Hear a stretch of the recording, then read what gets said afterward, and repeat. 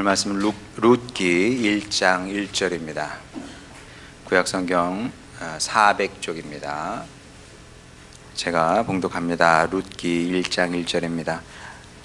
사사들이 치리하던 때에 그 땅에 흉년이 드니라. 유다 베들레헴의 한 사람이 그의 아내와 두 아들을 데리고 모압 지방에 가서 거류하였는데. 아멘. 오늘 이제 룻기 첫 시간이 되겠습니다. 구약에 있는 몇 쪽 안 되는, 몇 쪽 분량 안 되는 그런 책입니다만은 굉장히 여러모로 의미가 있고 이제 귀한 책이다. 저는 그렇게 생각을 합니다. 근데 이제 안타깝게도 구약은 대체로 인기가 없습니다. 몇 권을 빼면 대체로 관심을 받지 못하는 것이 현실입니다. 심지어 성도들조차도 구약을 외면합니다. 이유는 많은데 그 중에 하나는 구약을 딱 펼치게 되면 이게 멸망과 저주를 선포하는 말씀이 사실 많이 나오는 것은 사실입니다. 그러다 보니까 읽으면은 무섭거든요. 무서우니까 치워버리는 겁니다. 이거 보고 싶지 않아, 읽고 싶지 않아, 그리고 치워버린다는 거죠. 자, 그 심정 충분히 이해가 됩니다만은 그는 굉장히 어리석은 것이다.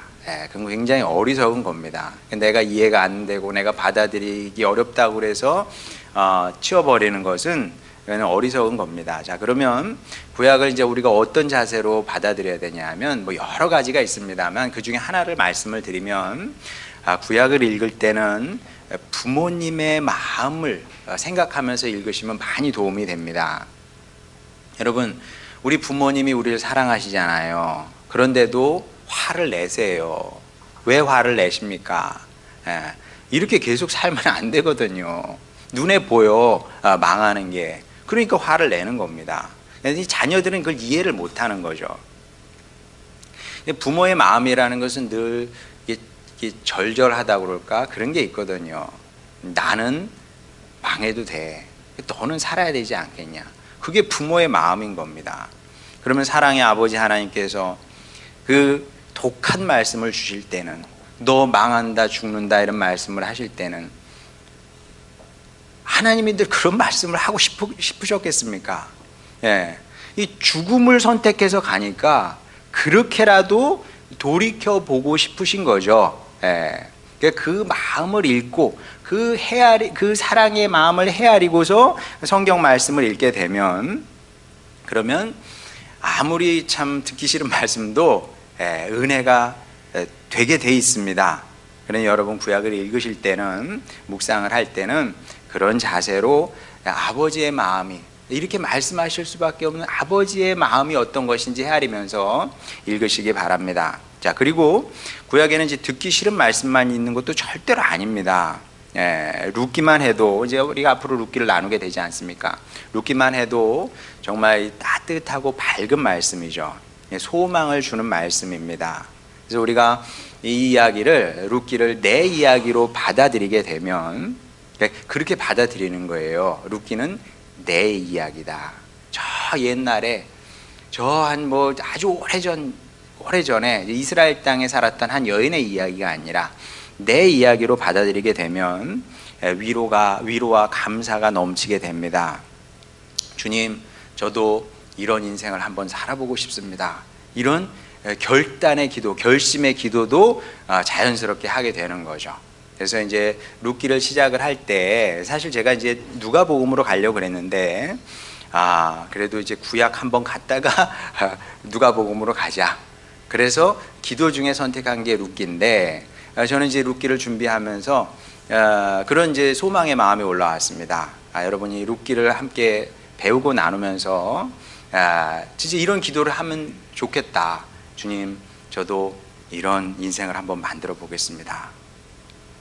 자, 근데 이제 그래서 룻기가 귀한 책인데, 이런 룻기는 성경 66권 중에서도 아주 굉장히 독특한 책입니다. 주인공이 이방인인 유일한 책이죠. 그리고 이제 사람 이름으로 사람 이름이, 예를 들어서 사무엘기 같은 경우는 사무엘 이름이잖아요. 욥이 주인공이잖아요. 그런 경우가 또 이렇게 아주 많다고 할 수도 없는데, 룻기도 마찬가지로 룻이 주인공이잖아요. 근데 그 룻이 이방인이다. 근데 이방인도 그냥 이방인이 아니고요. 이방인 중에서도 이렇게 좀 이게 뭐 좀 나은 이방인이 있고 안 좋은 이방인이 있는데, 여러분 모압 족속이거든요. 모압 족속은 창세기 읽어보게 되면 롯의 자손으로서 참 이게 시작부터가 굉장히 좋지 않거든요. 네, 그런 족속의 여인이었습니다. 그래서 원칙적으로 룻은 이스라엘의 회중에 들 수 없는 사람들이었습니다. 이제 구원의 백성이 아닌 거죠. 원칙적으로는 그런 겁니다. 민족적으로는 그랬어요. 그런데 이런 태생적인 한계를 극복하고 룻이 구약에서 굉장히 칭송받는 여인 중에 하나가 되었다. 뿐만 아니라 초대교회도 룻의 그 모범적인 신앙을 이렇게 기렸던 것을 보게 됩니다. 한번 보도록 하겠습니다. 마태복음 1장 5절. 살몬은 라합에게서 보아스를 낳고, 보아스는 룻에게서 오벳을 낳고, 오벳은 이새를 낳고. 이게 이제 마태복음에 나오는 말씀이거든요. 마태복음 1장에, 그러니까 신약성경 첫 페이지에 룻의 이름이 기록되어 있다는 것은 초대교회가 룻을 그만큼 위대한 인물로 생각을 했다는 얘기입니다. 자, 그래서 룻기를 읽을 때면 이제 그 생각나는 예수님의 말씀이 있는데, 마태복음 19장 30절 한번 보겠습니다. 그러나 먼저 된 자로서 나중되고 나중된 자로서 먼저 될 자가 많으니라. 나중됐는데 먼저 된 사람이 있거든요. 우리가 이렇게 살아야 되는 겁니다. 자, 처음은 좋았어. 근데 갈수록 안 좋아져. 그건 실패한 겁니다. 반면에 처음은 좀 늦게 시작했어. 좀 부족했어. 근데 점점점 좋아져서 끝이, 피날레가 완전 좋았어. 그건 성공한 인생인 거죠. 저는 여러분의 인생이 모두 다 그렇게 되기를 바랍니다. 그렇기를 소망합니다. 우리 하늘소망교회 식구들은 떨어지면 안 돼요. 떨어지면 안 됩니다. 제가 누차 얘기하는 것처럼 등락은 있을 수 있어요. 그건 막을 수가 없습니다. 그러나 상향 등락해야지, 하향 등락하게 되면 이거는 망한 거잖아요.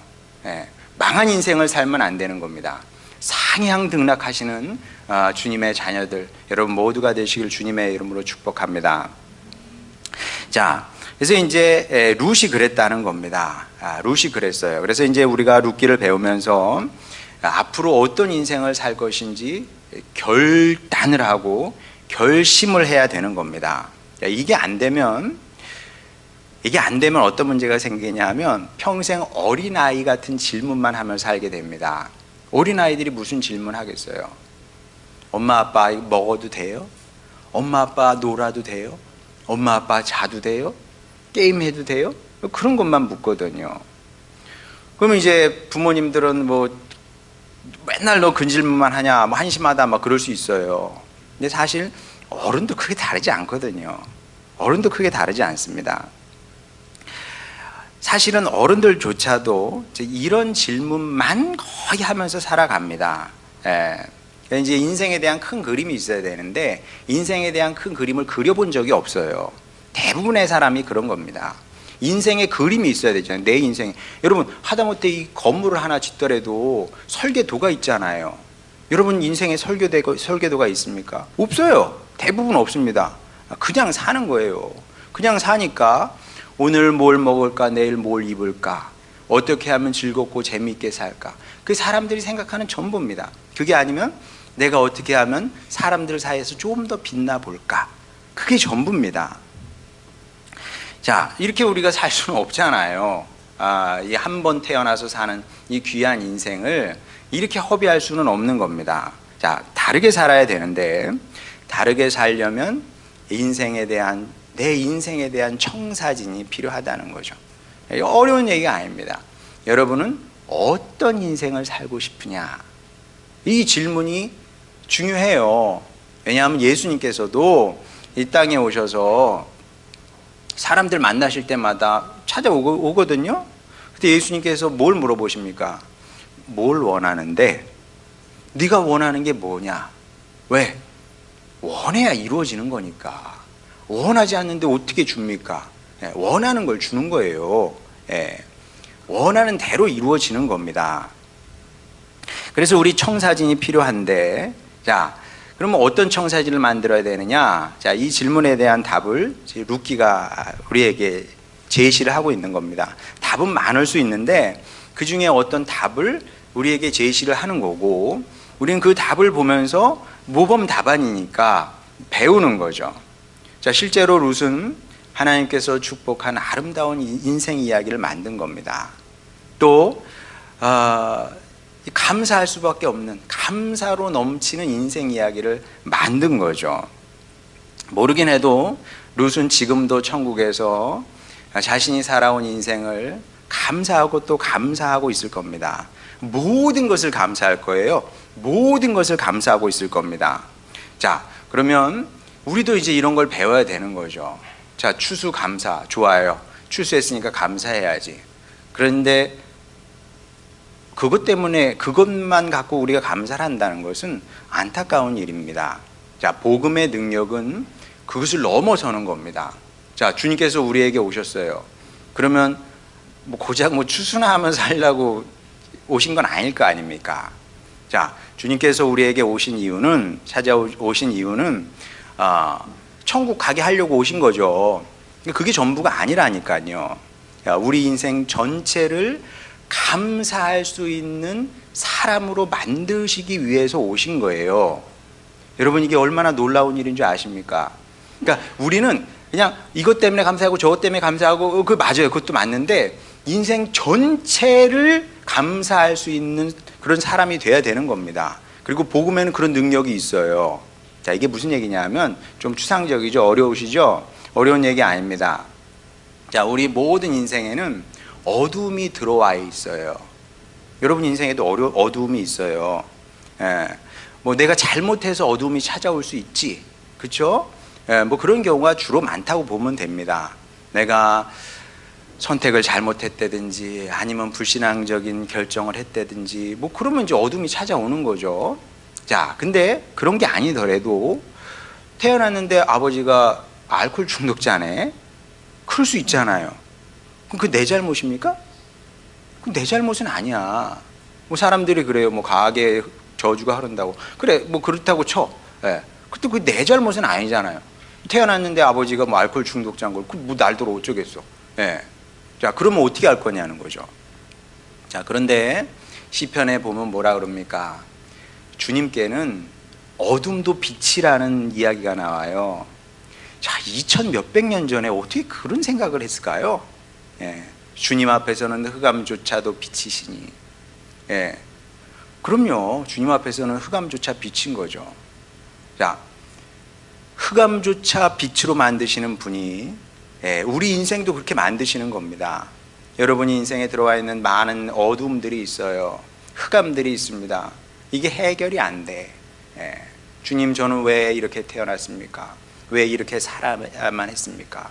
왜 이런 어려움을 만나야 됐습니까? 저희가 가진 건 왜 이거밖에 없습니까? 다 어둠이거든요. 그런데 주님께서 오셔서 그 흑암조차도 빛으로 만들어 놓으신다는 거죠. 이게 복음의 능력이고 성령의 능력이고 그런 겁니다. 자, 그래서 우리가 그런 꿈을 품고 살아야 되는 겁니다.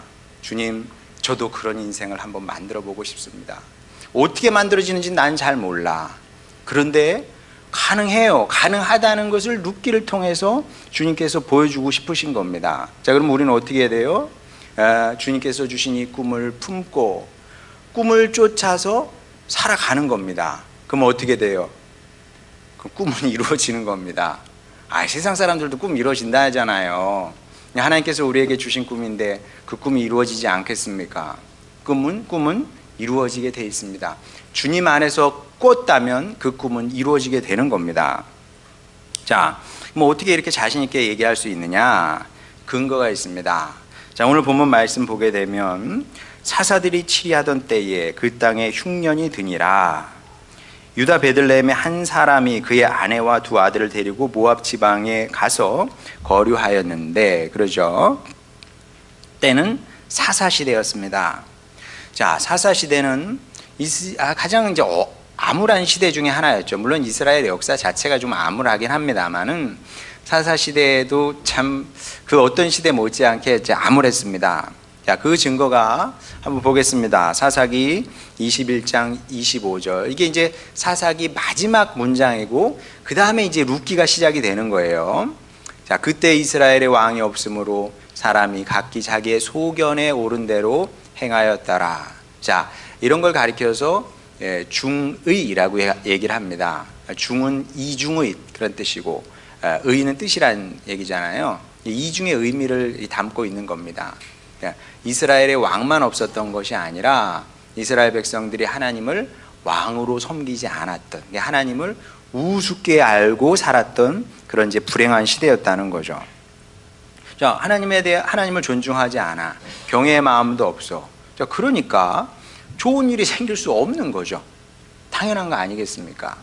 마치 가출 청소년하고 비슷한 겁니다. 가출했어요. 부모님하고 연 끊었어요. 고생 시작이지 뭐. 뭘 기대를 하겠습니까? 뭘 기대를 하겠어요? 그때부터 고생 시작인 거예요.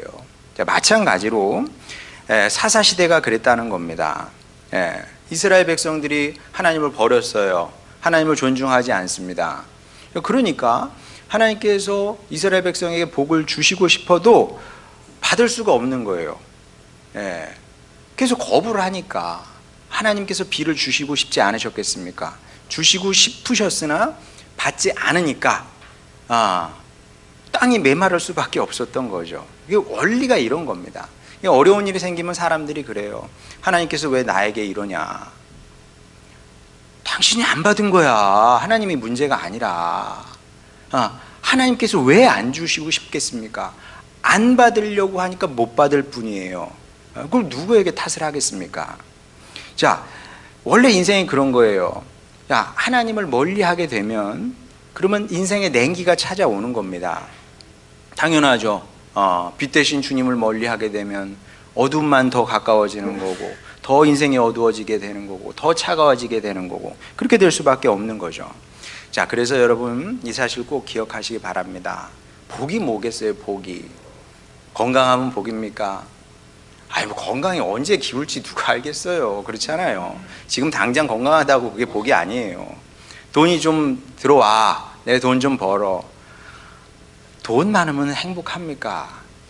그렇지 않다는 거는, 물론 뭐 제 얘기는 아닌데 신문에 그렇게 나오더라고요. 돈이 인생 문제의 한 80% 정도는 해결해 준대요. 굉장히 큰 거죠.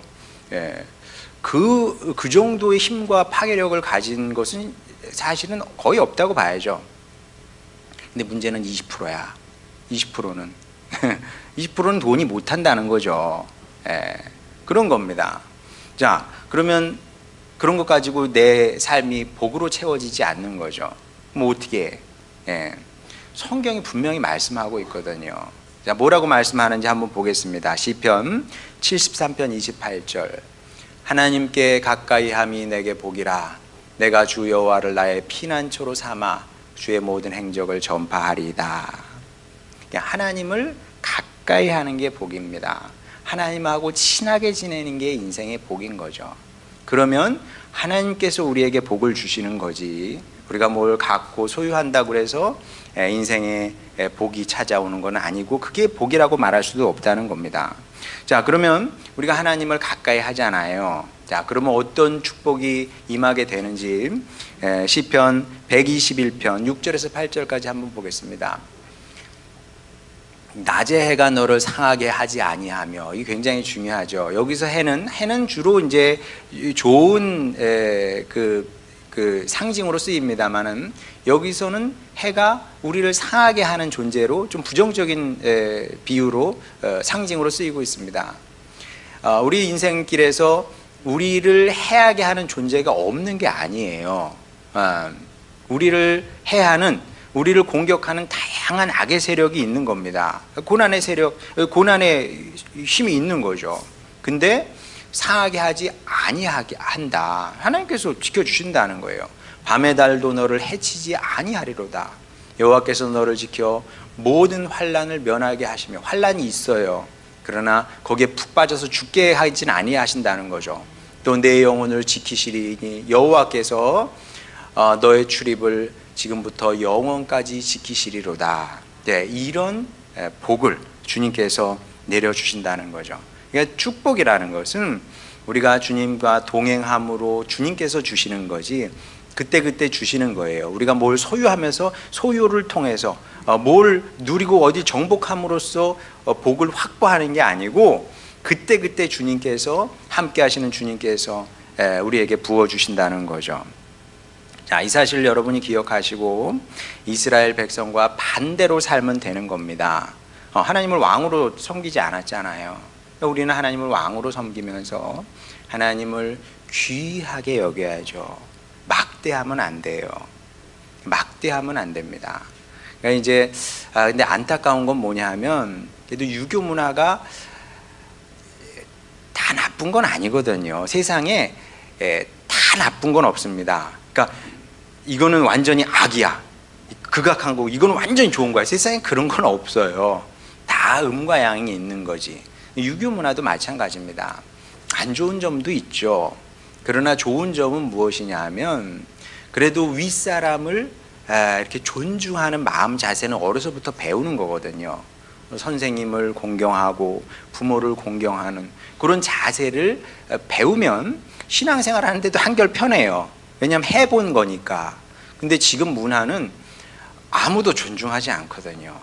아무도 존중하지 않아. 선생님을 존중합니까? 부모님을 존중합니까? 아니면 대통령을 존중합니까? 아무도 존중하지 않아. 나만 존중받기를 바래. 그러니까 하나님도 배워본 적이 없으니까 하나님 우습게 여기는 걸 너무 하찮게 너무 쉽게 생각한다는 거죠. 하나님은 굉장히 우습게 생각을 해요. 예. 그러면 안 되고 하나님을 우리가 존중하면서 귀히 여겨야 된다. 자, 그러면 그리고 오해를 해요. 그럼 우리가 하나님을 그렇게 섬기면 자꾸 이제 우린 너무 이기적이니까 나 손해 아니야, 막 이런 식으로만 생각을 하거든요. 근데 여러분이 하나님을 그렇게 귀히 여기고 하나님을 잘 섬겨 보세요. 하나님께서 여러분을 부리실까요? 여러분을 부리시겠습니까? 그게 아니라 여러분이 그렇게 하나님을 일만큼 섬기게 되면 하나님은 여러분을 100으로 섬기십니다. 아니 1000만으로 섬기시지. 예. 마치 하겸이가 저한테 사탕 주면 제가 그거 먹겠습니까? 네, 안 먹어요. 안 먹고 더 큰 사랑으로 보답하는 것처럼 하나님도 다르지 않다는 겁니다. 우리가 하나님을 귀히 여기게 되면 그러면 하나님의 사랑과 은혜가 우리 가운데 부어지게 되는 것이고, 자연스럽게 복된 인생, 아름다운 인생을 살게 되는 거죠. 그러니까 여러분이 좋은 인생을 만들고 싶거든 하나님을 가까이 할 뿐만 아니라 하나님을 귀히 여기시기 바랍니다. 그러면 자연스럽게 뭐 인생의 청산이 또 반드시 필요하다고 할 수도 없어요. 그냥 하나님을 늘 가까이 하고 귀히 여기는 삶을 살게 되면, 그러면 하나님께서, 사랑의 주님께서, 우리는 어차피 어리석으니까, 우리는 어차피 멍청하니까 그분의 능력으로 우리를 인도하셔서 복되고 아름다운 인생을 만들게 하실 겁니다. 자, 그런데 그렇긴 해요. 그렇긴 한데 우리 환경이 호락호락하지는 않습니다. 어려운 일들이 굉장히 많이 일어나죠. 여기서 뻥 터지고 저기서 뻥 터지고 그럽니다. 그러다 보니까 이런 일들이 우리의 정신을 아주 쏙 빼놔요. 그래요, 안 그래요? 정신을 쏙 빼놓습니다. 그런 일들이 너무나 많아요. 그러다 보니까 이제 우리가 신앙의 중심을 잡아야 되는 겁니다. 목회자가 그래요. 저는 여러분 그렇게 잔소리를 많이 하는 스타일은 아닌데 목사님들 잔소리 많이 하세요. 근데 저는 같은 목회자로서 충분히 이해합니다. 성도들이 듣기 싫대. 또 저 소리. 기도해라. 성경 읽어라. 그 다음에 요즘은 그냥 뭐 밴드에 막 그냥 유튜브에 막 있잖아요. 해가지고 막 그냥 문자 보내. 성도님 이번 주 설교 예배 안 나오는데 설교 유튜브 들으셨지요? 밴드 오늘 새벽 설교 들으셨나? 막 이런 식으로 그렇게 컨트롤 하신다고 그러더라고요. 근데 여러분, 그러면 이제 싫죠. 근데 싫으면 여러분이 나쁜 거야. 여러분, 목사님이 나쁜 게 아니라 여러분. 우리 딸 웃는 애, 우리 딸 웃어. 우리 딸 제가 자꾸 컨트롤 하죠. 오늘 아빠 설교 들었어? 네, 오늘 꼭 들어라. 월요일 날 가면서 아빠 새벽 설교 꼭 들어야 된다. 네, 그러면 월화는 들어요. 월화는 듣고 이제 수요일 되면 뭐 안 듣기도 하고 뭐 그러면 또 이제 들어라 막 이렇게 하면 이제 듣고, 집사람 또 카톡 보내죠. 큐티했지? 성경 어떻게 읽었어? 이렇게 이제 컨트롤을 하죠. 그래도 우리 딸이 착해서 순종을 잘합니다. 앞으로도 잘해라. 자, 그렇게 이제 왜 그렇게 하겠어요? 왜냐하면 이게 신앙의 중심을 잘 잡고 있지 않으면 환경의 급류에 휩쓸리기 때문에 그렇습니다. 영락 없어요. 현실은 굉장히 세거든요. 여러분이 날마다 경험하는 그 일상의 힘은 어마어마하게 센 겁니다. 여러분이 피부로 닿는 그 매일의 일상의 현실이 얼마나 세요. 여러분이 만나는 사람들 얼마나 셉니까? 예, 진짜 급류가 막 흐른다니까요. 발 한번 잘못 들이면 확 그냥 쓸려 내려가는 거예요. 거기서 우리가 믿음의 이 신앙의 중심을 꽉 잡고 있지 않으면, 매 순간 잡지 않으면 나도 어느새 그냥 거기에 휩쓸리는 거예요. 오죽하면 주님의 말씀에 항상 깨어 있으라 그러잖아요. 이런 신명기 보면 아주 귀에 따갑게 얘기를 합니다. 기억을 하라는 거예요. 기억해내라는 거예요. 잊으면 안 된다는 겁니다. 매일매일 그렇게 생각을 해야 된다는 거예요. 생각을 붙들어 매려야 된다는 거죠. 그래서 주님의 말씀을 그 미간에다 하고 못술에도 달고 그 다음에 그 집안에도 붙여놓고 그렇게 하라는 거예요. 물론 뭐 꼭 그렇게 하실 필요는 없습니다만은 그렇게 그 신앙의 중심을 잡아야 된다는 거죠. 자, 왜냐하면 그렇지 않으면 어떻게 되냐. 자, 본문 보세요. 유다 베들레헴의 한 사람이 그의 아내와 두 아들을 데리고 어떻게 했어요? 모압 지방으로 간 거예요. 모압 지방으로 갔습니다. 자, 여기에 대해서 룻기는 뭐 이렇다 저렇다 얘기를 하지 않아요. 그래서 뭐 우리도 뭐 어떻게 평가를 해야 될지는 잘 모르겠으나 뭔가 불길한 예감이 들잖아요. 왜? 그래도 믿음의 사람인데 이러면 안 될 것 같아. 근데 사실 맞거든요. 현실의 급류에 휩쓸린 겁니다. 오라, 기근이 들었네, 이 죽게 생겼네, 이렇게 된 거예요. 죽어요, 안 죽어요? 여러분, 제 말로 받지 마시고 주님의 음성으로 들으시기 바랍니다. 환경이 어려워서 우리가 죽지 않습니다. 왜 죽는지 알아요? 내가 믿음의 선택을 안 하니까 죽는 거예요. 내가 하나님을 붙들지 않으니까 죽는 거지, 환경이 잘못돼서 내가 망한 인생을 살아? 그건 있을 수 없는 얘기입니다. 하나님께서 그렇게 내버려 두시지 않아요. 하나님께서 당신의 백성을 그렇게 내버려 두시지 않는다니까요. 근데 이 한 사람, 이제 이름은 나중에 나옵니다만은 이 사람이 그 불신앙의 땅으로 내려간 겁니다. 불길하죠. 아브라함이 떠오릅니다. 아브라함이 어떻게 했어요? 아브라함이 약속의 땅 가나안 땅으로 갑니다. 갔는데 어라, 여기 기근이 들었어요. 그러니까 쫓기듯 애굽 땅으로 내려간 거거든요. 잘 됐습니까? 그래서 잘 됐어요? 잘 되지 않았거든요. 여러분 아시는 것처럼 잘 되기는커녕 수치만 당하고 다시 가나안 땅으로 올라오게 됩니다. 자, 본문의 등장인물도 그렇게 되지 않겠어요? 약속의 땅을 버리고 불신앙의 땅으로 가버린 겁니다. 신앙의 공동체를 버리고 불신앙의 공동체를 선택을 한 거거든요. 그러면 느낌이 와요. 10중 8구 낭패와 고난이 이들을 기다리고 있을 거다, 그런 느낌이 옵니다.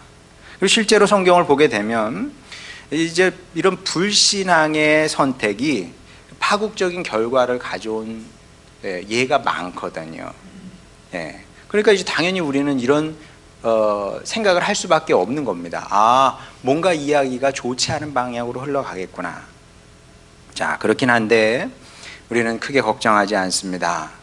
왜 걱정하지 않아요? 왜냐하면 우리의 슈퍼스타 룻이 등장할 거거든요.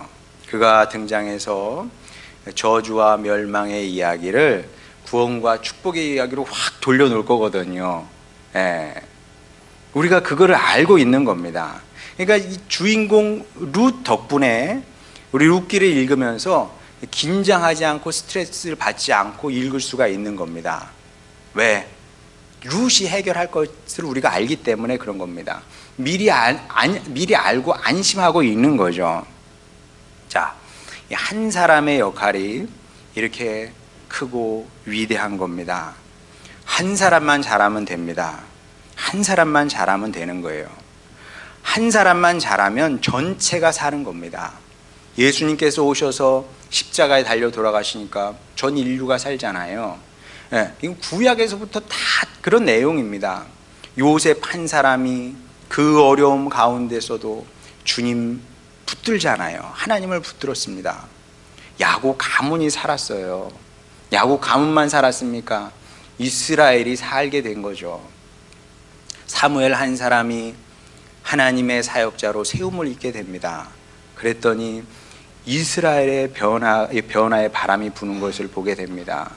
사무엘 전까지만 해도 하나님의 이상이 드물었는데 그때부터 새로움, 이스라엘의 진정한 새로움이 시작되더라는 거죠. 마찬가지로 룻 한 사람이 많이 필요 없어요. 그 한 사람이 하나님을 붙드니까 저주의 가문이 축복의 가문으로 변화되는 것을 우리가 룻기를 통해서 확인하게 된다는 거죠. 자, 그래서 우리는 남 탓을 하면 안 됩니다. 환경 탓을 하면 안 되는 겁니다. 그거는 불신자들이나 하는 겁니다. 여러분, 이제 남 탓을 싹 버리시기 바랍니다. 너 때문에 그래. 룻 그러지 않았어요. 요셉이 그랬습니까? 요셉이 형들 때문에 그래. 만약에 애굽에 가서 이 부득부득 갈면서 자식들 내 이 원수를 어떻게 갚을까? 그러면은 원수 갚았을까요? 못 갚았을까요? 못 갚아요. 원수는 무슨 원수 그렇게 갚아?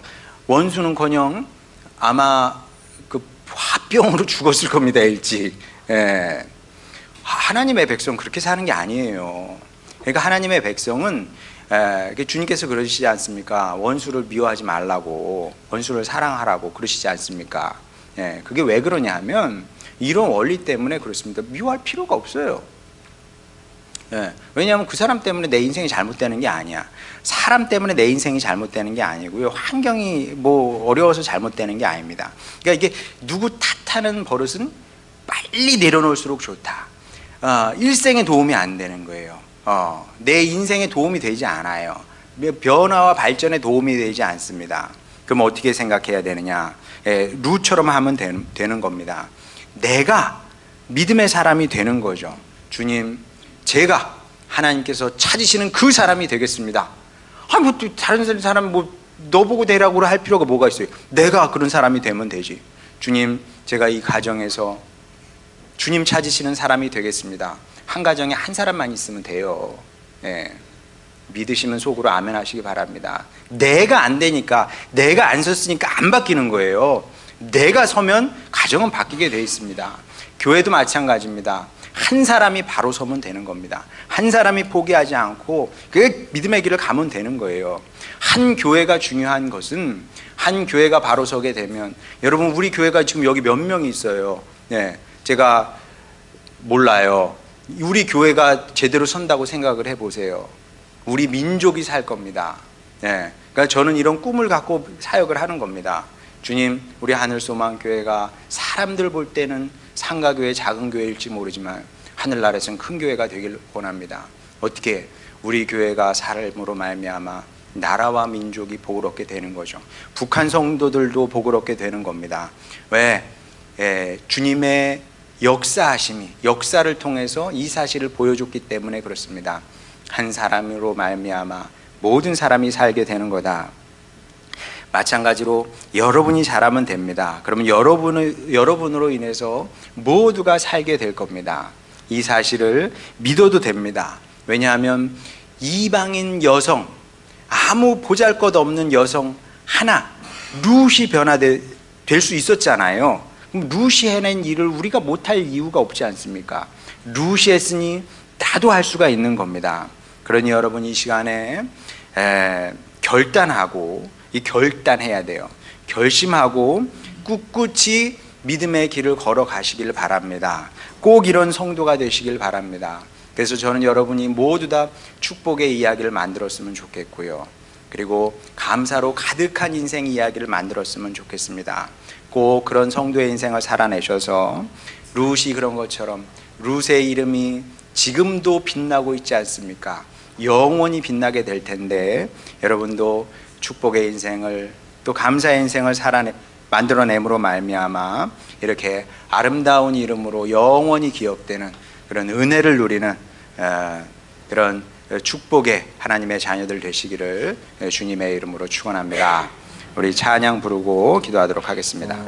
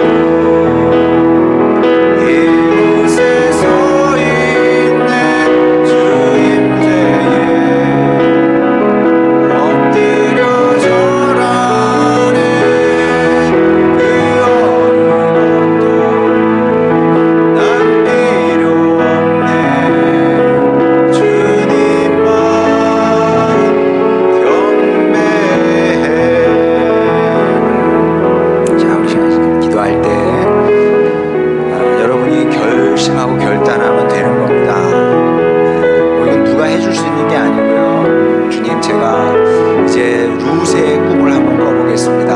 룻 같은 인생 만들어 보겠습니다. 이런 이야기가 있는 인생, 주님과 동행하고 또 주님께서 축복하신 인생을 한번 만들어 보겠습니다. 역전의 인생을, 주님 감사로 가득한 인생을 만들어 보겠습니다. 주님 도와주셔서 제가 끝까지 이 길을 완주하게 하여 주시옵시고, 그래서 시작보다 나중이 좋기를 원합니다. 아버지 하나님, 처음은 미약하였을지라도 나중은 장대하기를 원합니다. 주님, 저 혼자 사는 것이 아니라 모두를 살리는 인생을 살겠습니다. 축복하여 주시옵소서. 주여, 그런 아름다운 인생을 만들어 주시옵소서. 이런 기도 제목으로 주님께 나가도록 하겠습니다. 기도하시겠습니다. 우리를 사랑하시는 아버지 하나님, 여기 주님의 자녀들이 있습니다. 아버지 하나님, 주여 결심하고 결단하게 하여 주시옵소서.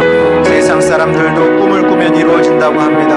아버지 하나님, 하물며 하나님의 자녀들이겠습니까? 하물며 우리들이겠습니까? 주여, 우리가 꿈꾸게 하시옵소서. 소망하게 하여 주시옵소서. 믿게 하여 주시옵소서. 위하여 아버지 하나님, 믿음의 길을 걸어가게 하여 주시옵시고, 믿을 뿐만 아니라 아버지 믿기에 바르게 선택하며 살기를 원하나이다. 이제 더 이상 어리석은 선택을 하지 않게 하여 주시옵소서. 불신앙의 선택을 하기를 원치 않습니다. 아버지 하나님께서 축복하시는 아버지 말씀에 따라 순종하며 살게 되기를 원하오니, 아버지 하나님, 우리가 이 시대의 룻이 되게 하여 주시옵소서. 아버지, 이 시대의 룻이 되게 하여 주시옵소서. 조금 어렵고 힘들지라도 아버지 하나님, 이 좁은 길을 걸어가게 하시고 믿음의 길을, 말씀의 길을 따라 걷는 우리 하늘소망교회 식구들이 되기를 원하나이다. 아버지 하나님, 그리하여 한 영혼도 낙오하지 않게 하여 주시고, 아버지 하나님, 온전히 이 길을 걸어감으로 말미암아 아버지 하나님, 주여 룻이 그 가문을 변화시키고 아버지 또한 메시아의 계보를 이었던 것처럼 아버지 하나님, 우리도 그런 역할을 감당하기를 원하오니, 주여 우리 하늘소망교회 식구들 모두 그 영광의 자리에 서게 하시고 영광의 사역자로 세워 주시옵소서. 축복하여 주시옵소서. 우리를 사랑하시는 아버지 하나님, 주님 백성들 결심하고 결단했습니다. 또 꿈꾸게 하시니 감사드립니다. 이 꿈을 주여 우리 마음에서 놓지 않게 하여 주시고 끝까지 쫓아감으로 말미암아 끝내 이 시대의 룻이 그보다 더 아름다운 이야기를 만들어가며 살아가는 우리 하늘소망 식구들 되게 하여 주시옵소서. 감사드리며 예수님의 이름으로 기도드렸습니다. 아멘.